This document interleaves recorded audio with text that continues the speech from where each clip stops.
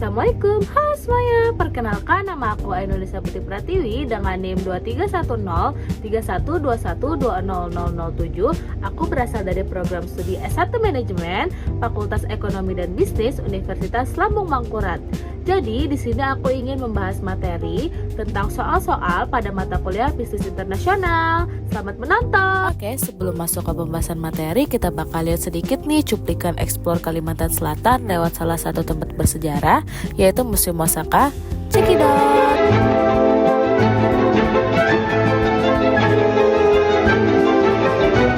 Wonderful of South Tunggu dulu nih, kalau mau lihat fullnya bisa langsung ke YouTube Putri Nirmala ya. Oke, sekarang kita lanjut masuk ke pembahasan materi. Oke, kita masuk pada pembahasan yang pertama, yaitu materi soal tentang bagaimana cara perusahaan dapat meningkatkan kualitas produk dalam yang perbedaannya dengan Incoterms 2010. Incoterms 2010 adalah aturan internasional yang mengatur tanggung jawab penjual dan pembeli dalam proses pengiriman barang mulai dari biaya, risiko, hingga penyerahan barang. Perbedaan Incoterms mempengaruhi titik pengendalian kualitas produk sehingga perusahaan harus menyesuaikan strategi kualitasnya sesuai Incoterms yang digunakan. Yang pertama yaitu menyesuaikan pengendalian kualitas dengan titik penyerahan barang, di mana setiap Incoterms menentukan kapan risiko berpindah dari penjual ke pembeli. Pada Incoterms seperti EXW atau Ex-Works, tanggung jawab penjual sangat terbatas, sehingga kualitas harus dipastikan sebelum barang keluar gudang. Pada Incoterms seperti CIF atau DDP, itu merupakan tanggung jawab penjual lebih besar hingga barang tiba di tujuan, sehingga perusahaan harus menjaga kualitas selama pengiriman dan distribusi. Maka perusahaan dapat menentukan tahap kontrol kualitas yang tepat. Selanjutnya yaitu peningkatan standar pengemasan dan pelabelan, di mana perbedaan Incoterms memengaruhi jarak dan risiko pengiriman. Untuk Incoterms dengan perjalanan panjang, misalnya CIF, CIP, dan DAP, maka perusahaan harus menggunakan kemasan yang lebih kuat, melindungi produk dari benturan, suhu, dan kelembapan, dan memberi label yang jelas seperti handling, fragile, atau temperatur control. Hal ini mencegah kerusakan produk dan menjaga kualitas sampai ke pembeli. Selanjutnya adalah pemilihan mitra logistik dan asuransi yang tepat, yaitu Incoterms tertentu penjual wajib menyediakan transportasi dan menanggung asuransi, misalnya CIF dan CIP, di mana perusahaan dapat meningkatkan kualitas produk dengan memilih jasa logistik yang lebih profesional, menggunakan asuransi yang sesuai nilai barang, dan memastikan kondisi pengangkutan sesuai dengan karakter produk. Hal ini dapat membantu dan menjaga mutu produk selama proses pengiriman internasional.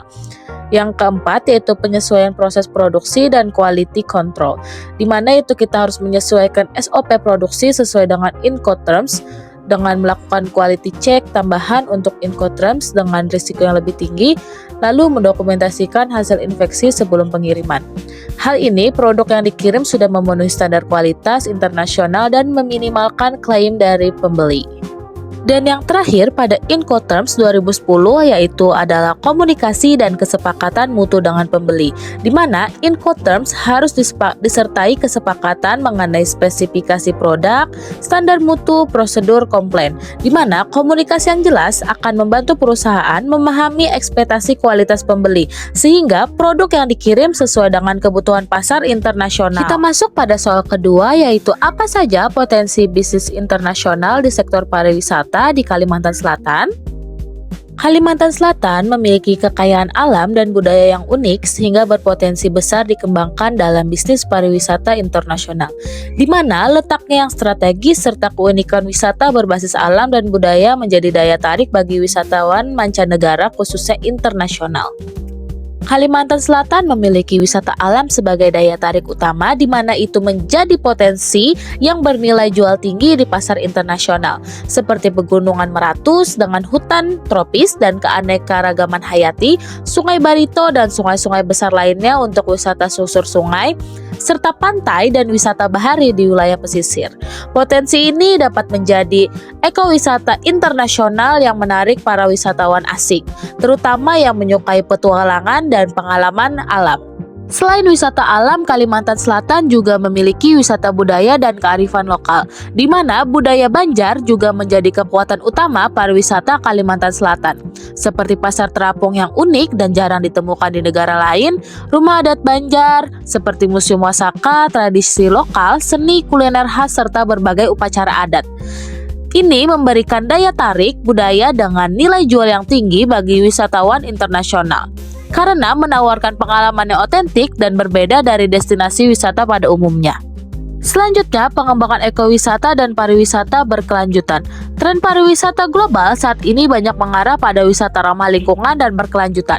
Kalimantan Selatan memiliki peluang besar untuk mengembangkan wisata konservasi alam, wisata edukasi lingkungan, dan pariwisata berbasis masyarakat lokal. Jika dikelola dengan baik, konsep ini dapat menarik wisatawan asing yang peduli lingkungan serta meningkatkan manfaat ekonomi bagi masyarakat setempat tanpa merusak alam. Dan Kalimantan Selatan juga memiliki peluang investasi dan kerjasama internasional.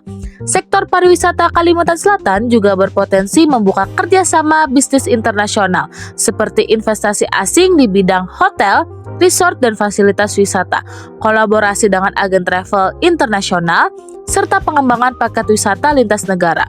Peluang ini dapat meningkatkan pemasukan devisa, memperluas jaringan pemasaran global, dan mendorong profesionalisme pengelolaan destinasi wisata.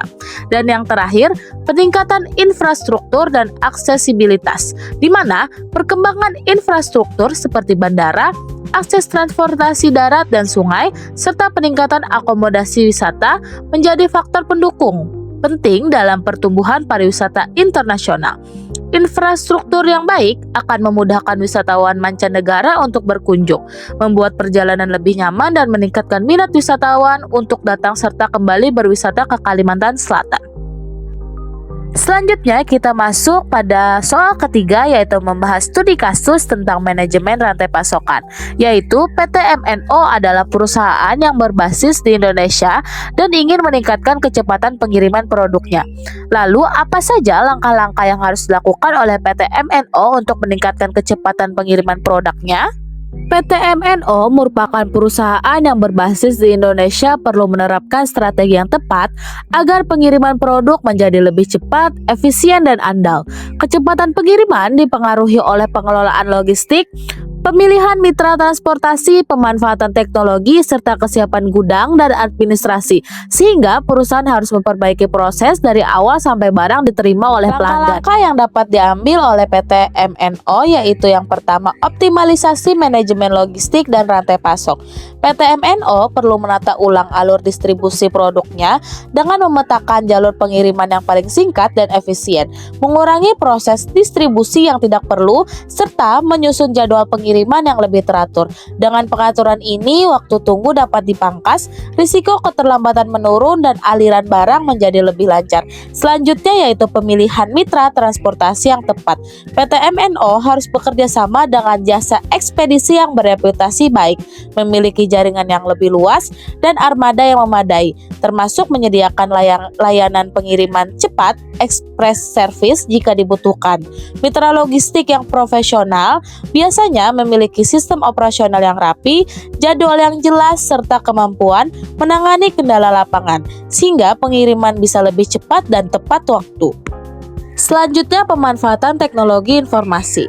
PT MNO dapat meningkatkan kecepatan pengiriman melalui penggunaan sistem tracking dan monitoring secara real-time, integrasi sistem pemesanan dengan sistem logistik, serta pemakaian perangkat lunak, manajemen gudang, warehouse management system. Teknologi dapat membantu mempercepat proses administrasi, mengurangi kesalahan input, dan membuat perusahaan lebih cepat mengambil keputusan saat terjadi kendala pengiriman. Lalu, terdapat peningkatan efisiensi gudang dan proses pengemasan, di mana perusahaan perlu menata gudang agar proses packing, pengambilan barang lebih cepat, memastikan data stok selalu akurat, serta melakukan pengemasan yang efisien tanpa mengurangi keamanan produk. Gudang yang terdata rapi akan mempercepat persiapan barang, mengurangi barang tertukar, dan membuat proses dari pesanan masuk sampai barang siap kirim menjadi lebih singkat. Lalu terdapat penyederhanaan proses administrasi dan dokumen, di mana pengiriman sering terlambat karena dokumen belum lengkap atau proses perizinan terlalu lama. Karena itu, PT MNO perlu menyiapkan dokumen pengiriman sejak awal dan mulai menggunakan sistem dokumen digital agar lebih cepat, rapi, dan mudah dilacak. Administrasi yang ringkes akan mempercepat proses penyerahan barang ke ekspedisi dan mengurangi hambatan saat pemeriksaan atau pengecekan. Lalu, terdapat evaluasi dan perbaikan berkelanjutan.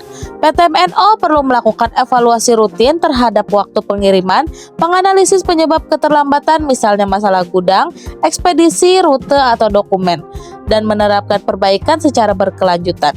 Dengan evaluasi yang konsisten, perusahaan bisa menemukan titik lemah proses dan memastikan peningkatan kecepatan pengiriman berlangsung dalam jangka panjang. Kita masuk pada soal terakhir, yaitu soal keempat. PT MNO adalah sebuah perusahaan yang berbasis di Banjarmasin, Kalimantan Selatan, yang ingin mengekspor produk hasil lautnya ke negara-negara di Eropa. Namun, perusahaan ini menghadapi risiko keamanan pangan yang dapat mempengaruhi reputasi perusahaan. Apa saja strategi yang dapat digunakan oleh PT MNO untuk mengelola risiko tersebut? PT MNO adalah perusahaan berbasis di Banjarmasin, Kalimantan Selatan yang ingin mengekspor produk hasil laut ke negara-negara di Eropa. Karena pasar Eropa memiliki standar keamanan pangan yang ketat, risiko seperti kontaminasi, kerusakan mutu atau ketidaksesuaian standar dapat berdampak besar pada kepercayaan pembeli dan reputasi perusahaan. Maka, PT MNO perlu menerapkan strategi pengendalian dari awal hingga akhir agar produk aman dan menjaga konsisten kualitas mutunya. Strategi mengelola risiko yang pertama yaitu menerapkan sistem manajemen keamanan pangan, di mana PT MNO harus menerapkan sistem keamanan pangan internasional seperti HACCP atau Hazard Analysis and Critical Control Point untuk mengidentifikasi bahaya biologis, kimia, dan fisika, serta menetapkan titik kendali kritis pada proses produksi. Dengan HACCP, perusahaan memiliki prosedur yang jelas untuk mencegah, mengontrol, dan memperbaiki masalah sebelum produk diekspor, sehingga risiko kontaminasi dapat ditekan. Selanjutnya itu pengendalian kualitas bahan baku. Karena bahan baku berasal dari hasil laut yang mudah rusak, PT MNO perlu memastikan kualitas sejak awal dengan memilih pemasok atau nelayan yang menerapkan kebersihan dan penanganan ikan yang benar, melakukan pemeriksaan bahan baku saat penerimaan, dan memastikan kesegaran serta keamanan produk. Pengendalian di tahap awal sangat penting, karena bahan baku yang buruk akan sulit diperbaiki di tahap proses berikutnya dan sangat berisiko menghasilkan produk akhir yang tidak aman. Selanjutnya yaitu menjaga rantai dingin atau cold chain, di mana produk hasil laut sangat sensitif terhadap suhu, sehingga PT MNO harus menjaga rantai dingin secara konsisten mulai dari penyimpanan, pengolahan, hingga distribusi. Perusahaan perlu menggunakan fasilitas pendingin yang memadai dan melakukan monitoring suhu selama pengiriman. Rantai dingin yang terjaga akan mencegah pertumbuhan mikroorganisme berbahaya serta menjaga kualitas produk agar tetap sesuai standar ekspor. Lalu kita akan melakukan pengujian laboratorium secara berkala, di mana untuk memenuhi standar Uni Eropa, PT MNO perlu melakukan pengujian laboratorium secara rutin untuk memastikan produk bebas dari bakteri berbahaya, logam berat, atau residu yang tidak diizinkan. Pengujian sebaiknya dilakukan di laboratorium yang terakreditasi agar hasilnya dapat dipercaya oleh buyer dan pihak pemeriksa. Selain menjaga keamanan, hasil uji ini juga menjadi bukti kepatuhan perusahaan terhadap persyaratan keamanan pangan internasional. Selanjutnya yaitu terdapat sistem ketertelusuran atau traceability, di mana PT MNO harus memiliki sistem ketertelusuran yang mampu menelusuri produk dari asal bahan baku, proses produksi, hingga distribusi ke konsumen. Dengan traceability, jika suatu saat terjadi masalah, perusahaan dapat mengidentifikasi batch yang terdampak dan melakukan tindakan cepat seperti penarikan produk tertentu. Hal ini penting agar masalah tidak meluas dan reputasi perusahaan tetap terjaga di pasar internasional. Lalu, terdapat pelatihan karyawan dan SOP yang jelas. Perusahaan perlu memberikan pelatihan rutin kepada karyawan tentang hygiene, sanitasi, dan cara penanganan produk yang benar, serta menyusun SOP yang jelas dalam proses produksi dan pengemasan. Pelaksanaan SOP harus diawasi secara berkala agar standar tidak hanya tertulis tetapi benar-benar dijalankan di lapangan. Sumber daya manusia yang terlatih akan mengurangi kesalahan kerja yang bisa memicu kontaminasi dan menurunkan mutu produk.